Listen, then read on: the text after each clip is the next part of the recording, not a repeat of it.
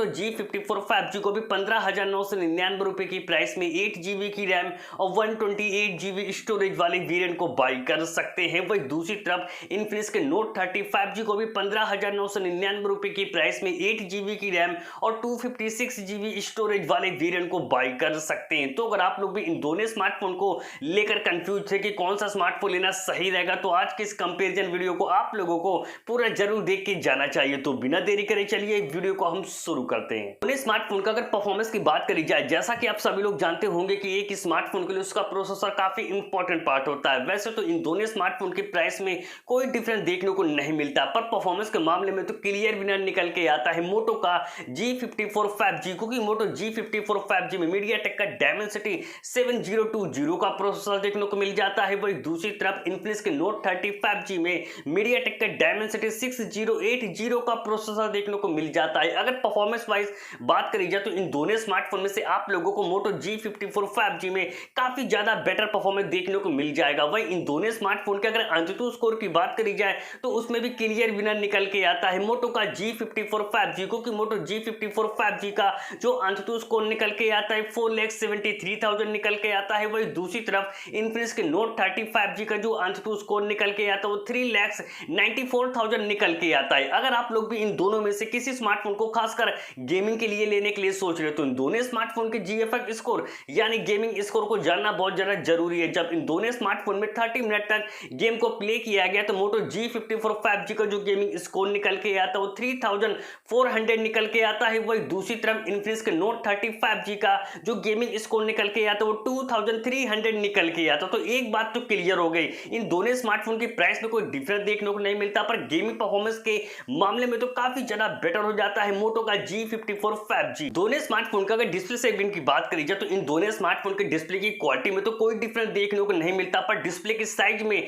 काफी ज्यादा डिफरेंस देखने को मिल जाता है। इन्फिनिक्स के नोट 30 5G में 6.78 इंच की बिग साइज की full HD plus IPS display देखने को मिल जाती है। डिस्प्ले की अच्छी स्मूथनेस के लिए 120 हर्ट्ज रिफ्रेश रेट का सपोर्ट देखने को मिल जाता है। वही दूसरी तरफ मोटो G54 5G में 6.5 इंच की full HD plus IPS display देखने को मिल जाती है। डिस्प्ले की अच्छी स्मूथनेस के लिए 120 हर्ट्ज रिफ्रेश रेट का सपोर्ट देखने को मिल जाता है। स्मार्टफोन का अगर कैमरा सेगमेंट की बात करी जाए तो कैमरे के मामले में तो दोनों स्मार्टफोन के पास एडवांटेज देखने को मिल जाता है, क्योंकि एक तरफ मोटो G54 5G के कैमरे में OIS का सपोर्ट देखने को मिल जाता है तो दूसरी तरफ इन्फिनिक्स के नोट 30 5G में ज्यादा मेगापिक्सल का कैमरा सेटअप देखने को मिल जाता है। बैक में ट्रिपल रियर कैमरा सेटअप देखने को मिल जाते हैं। 108 मेगापिक्सल का मेन प्राइमरी कैमरा मिलता है, जिसका अपर्चर f1.75 अपर्चर देखने को मिल जाता है। बाकी के दो कैमरे 2+0.08 मेगापिक्सल का मिल जाता है विद LED फ्लैश लाइट के साथ, पर कैमरे में OIS का सपोर्ट देखने को नहीं मिलता। वही दूसरी तरफ मोटो G54 5G के बैक में dual rear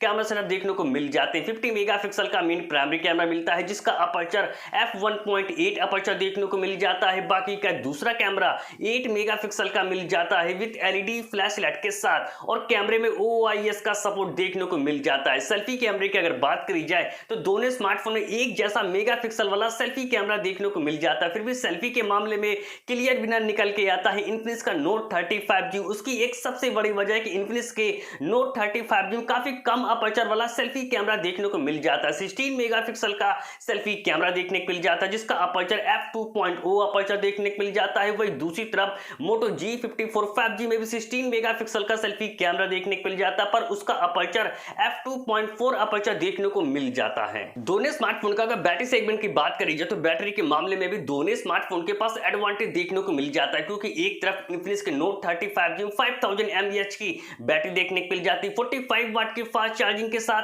USB Type-C port का सपोर्ट देखने को मिल जाता है। वही दूसरी तरफ मोटो G54 5G में 6000 mAh की एक बड़ी बैटरी मिल जाती है। 30 वाट के टर्बो फास्ट चार्जिंग के साथ USB Type-C पोर्ट का सपोर्ट देखने को मिल जाता है। सिक्योरिटी फीचर की अगर बात करी जाए तो दोनों स्मार्टफोन में साइड माउंटेड फिंगरप्रिंट सेंसर देखने को मिल जाते हैं। तो अब बात करी जाए कि दोनों में से कौन सा स्मार्टफोन आप लोगों के लिए बेस्ट है। जिस तरह इन दोनों स्मार्टफोन की प्राइस में कोई डिफरेंस देखने को नहीं मिलता, उसी तरह इन दोनों स्मार्टफोन के डिस्प्ले की क्वालिटी में भी डिफरेंस देखने को नहीं मिलता है। कैमरे के मामले में दोनों स्मार्टफोन के पास एडवांटेज देखने को मिल जाते हैं, पर अगर आप लोग कम से कम प्राइस में एक ऑलराउंडर स्मार्टफोन लेने के लिए सोच रहे हैं जिसमें गेमिंग के लिए अच्छा प्रोसेसर देखने को मिल जाए, फोटोग्राफी के लिए OIS वाला कैमरा सेटअप देखने को मिल जाए, बिग बैटरी का सपोर्ट देखने को मिल जाए, तो आप लोगों को मोटो G54 5G की तरफ जाना चाहिए।